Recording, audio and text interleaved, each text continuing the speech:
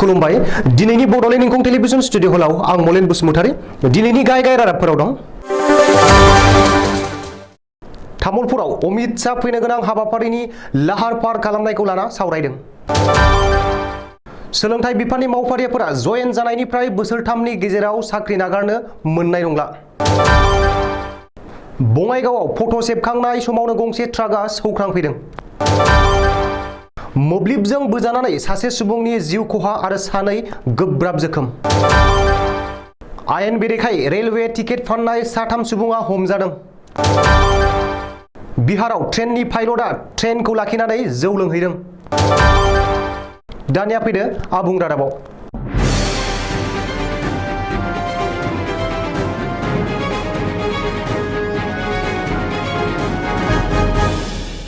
मिरुनि नखर मन्थ्रि अमित शाहआ बावैनो तामुलपुराव दावबायफैनो गोनां हाबाफारिनि लाहार फाहार खालामनायखौ लाना सावरायनाय मोनसे जर'खा मेलाव दिनै बिटिसिनि गाहाय प्रमद बर'आ बाहागो लादों। मख'नो गोनांदि मिरु नखर मन्थ्रि अमित शाहआ फैगौ 9 मे खालारखालि बिटिआरनि सिङाव गोदानै दाजानाय तामुलपुर जिल्लायाव दावबायफैगोन आरो अमित शाहआ तामुलपुराव बिएसएफनि हाथियार दारिमिनखौ बेखेवफैगोन। मिरु नखर मन्थ्रिया तामुलपुराव बिएसएफनि हाथियार दारिमिन बेखेवफैनो गोनां हाबाफारिखौ लाना खुंथाय गोहो आरो रैखाथि बिफाना गोख्रों लाहार फाहार आरो थागथियारि खालामगासिनो दं। बे लाहार फाहार खालामनायखौनो दिनै बिटिसि गाहाय प्रमद बर'आ आसाम पुलिसनि एडिजिपि डक्टर LR बिश्नय, तामुलपुर जिल्ला बेंगिरि SP, गोजौ थाखोनि पुलिस मावख'गिरिफोर, BSF आरो PWD बिफाननि मावख'गिरिफोरजों लोगोसे जखननानै गुवारै सावरायनाय जायो। फोरोंगिरिफोरनि थाखाय मोनसे गेदेर खौरां सोलोंथाइ बिफाना गासैबो फोरोंगिरि आरो सोलोंथाइ बिफाननि मावफारियाफोरनि थाखाय मोनसे गोनांथार बिथोन फोसावदों। फोरोंगिरिफोरखौ लाजेननानै सोलोंथाइ बिफाननि मावफारियाफोरा साख्रियाव जयेन जानायनिफ्राय बोसोरथामनि गेजेराव साख्रि नागारनो मोननाय नंला।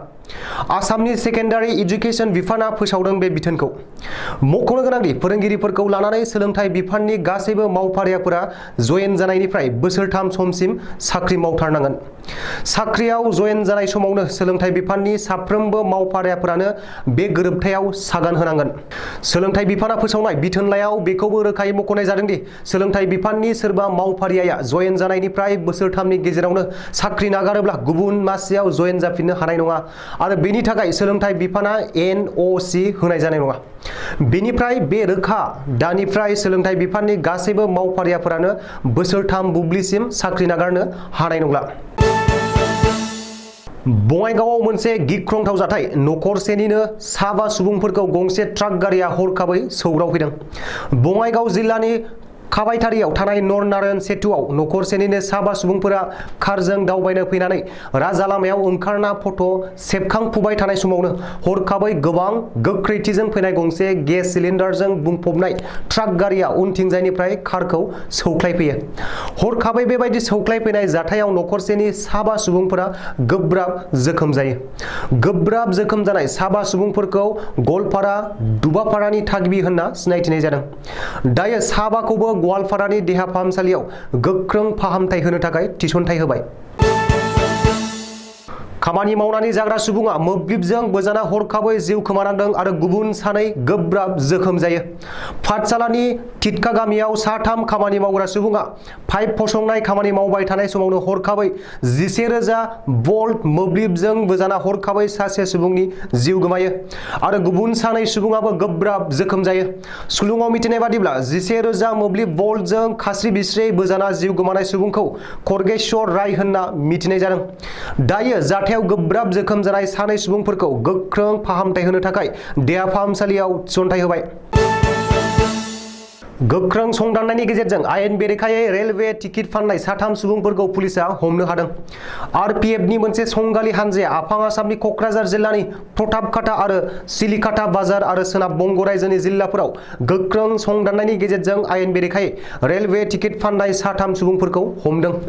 सुलुङाव RPFनि बिफाना बुंथिनाय बादिब्ला आयेन बेरेखायै रेलवे टिकेट फाननाय 3 सुबुंफोरनिफ्राय गासै 21,000 रांनि टिकेट बेसेनखौ हमनो हायो आरो गासै मोन 6 टिकेटफोरखौ बोखांनो हादों। आयेन बायदिनो आयेन बेरेखायै रेलवे टिकेट फाननाय 3 दायनिगिरि सुबुंफोरखौ रेलवे एक्ट 143 नि गेजेरजों गोख्रों गसर थिसनो। मोनसे सोमोनांथाव जाथाय सासे ट्रेननि पाइलटआ ट्रेनखौ लाखिनानै 1 घन्टासो सम जौ लोंहैना गोमानानै थादों। बिहाराव जौ बन्द फोसावनायनि उनावबो बिहार समस्तिपुरनि हासानपुराव सासे लकेल ट्रेननि पाइलटआ ट्रेननिफ्राय ओंखारलांना 1 घन्टानिबो गोबाव सम जौ लोंहैना लामायाव गोग्लैसोनानै थादों। नाथाय लकेल ट्रेननि दावबायारिफोरा 1 घन्टानिबो गोबाव सम नेनांनायनि थाखाय दावराव दावसि खालामनायाव जिआरएफनि हानजाया ट्रेननि पाइलटखौ खाथिनि ट्रेन सेराव गोबां निसा नांना गोग्लैना थानाय थासारिनिफ्राय बोखांना लाबोनो हादों। उनाव गुबुन लकेल ट्रेननि पाइलटखौसो लकेल ट्रेननि फ्लेग दाबाखौ खारहोफिनो। दिनैनि रादाबा एसेनोसै। गोजोन्थों।